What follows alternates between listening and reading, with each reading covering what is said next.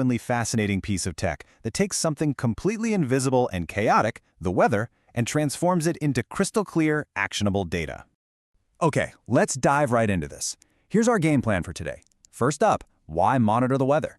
Then we'll break down the anatomy of a weather station, look at the science of the sensors, track the invisible flow of data, and finally cover real-world impact and upkeep. All right, Section 1, why monitor the weather? The high stakes of meteorology. You know, we often treat the weather like it's just casual small talk, right? But taking a macro view, measuring it is absolutely a critical necessity. I mean, think about it. Is it safe to launch a rocket today? Or hey, is it just going to rain on tomorrow's picnic? Whether you're a space agency prepping a multi-million-dollar launch or just heading to the park, the very first step is exactly the same. You got to measure the environment before you make a move. And that brings us to meteorology. It's the science of monitoring and analyzing atmospheric conditions to forecast the weather and really understand broader environmental changes. This isn't just guesswork or looking up at the clouds. It's the rigorous scientific foundation that this entire monitoring system is built on. To truly grasp the macro-level impact here, just look at the heavy-hitting industries that rely on this data. We're talking aviation, mining, agriculture, air pollution monitoring, construction, and climate research. Unpredictable weather isn't just an inconvenience for these guys. A surprise freeze can literally wipe out an entire season's crops. And high winds? Well, those can cause devastating aviation disasters. For these fields, pinpoint accuracy is absolutely non-negotiable. Moving on to Section 2, anatomy of a weather station. Meet the Technoline WS2816N-IT. So now that we've got the macro stakes down, let's zoom in on the hardware. Functionally, it helps to think of the system like this.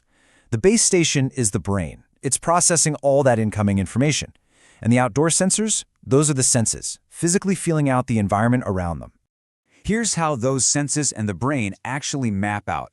The system components include the indoor console, which is our base station, along with the TX58N-IT rain gauge, the wind sensor, the temperature sensor, and the humidity sensor. Now, these individual pieces aren't just snapping occasional pictures of the weather.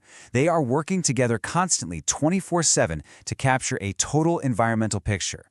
All right, Section 3, the science of the sensors, mechanical ingenuity. Now, what's really interesting here is the simple brilliance of the tipping bucket mechanism inside the TX58N-IT gauge. Just imagine a single raindrop falling. Step 1, the rain falls right into the open collector. Step 2, as that water accumulates, its physical weight tips a perfectly calibrated bucket. Every single tip represents a very fixed, specific amount of rain. Step 3, internal electronics click and count every single one of those tips. And finally, Step 4, the software kicks in and calculates the total rainfall.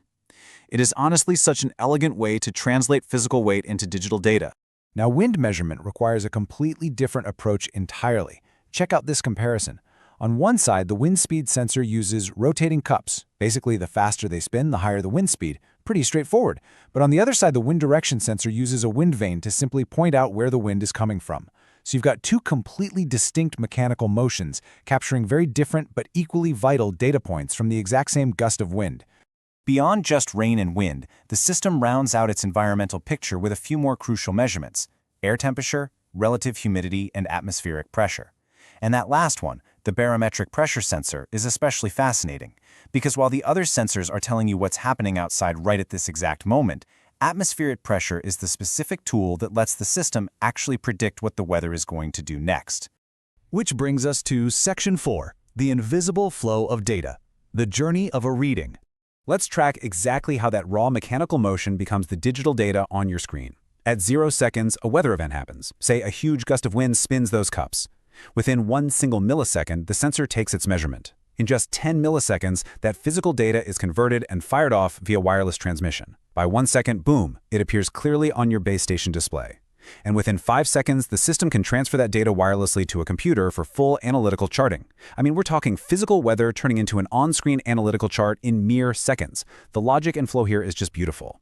And finally, Section 5, real-world impact and upkeep, the fragility of the system.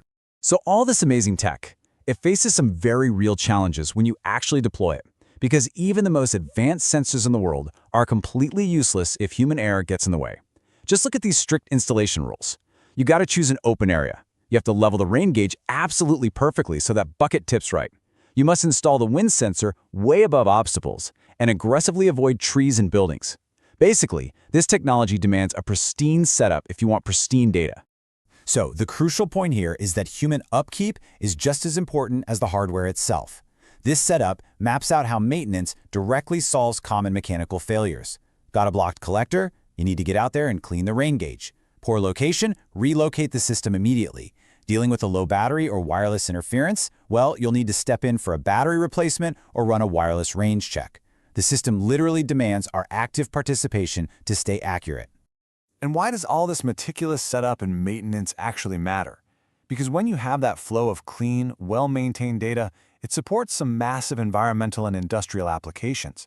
We're talking critical operations like ambient air monitoring, stack monitoring for factory emissions, professional weather forecasting, and highly controlled laboratory research. These high-stakes fields rely entirely on the integrity of the data collected by systems exactly like this one. Which leads us nicely to this really powerful summary quote from our source material. It is a complete environmental monitoring system. And that hits the nail on the head. The Technoline WS2816IT is far, far more than just some simple thermometer hanging out on your back porch. It's a fully interconnected network of mechanical ingenuity and rapid wireless data processing built to help professionals make incredibly informed decisions. So, I want to leave you with this final thought today. Take a second and just look at the weather outside your window right now.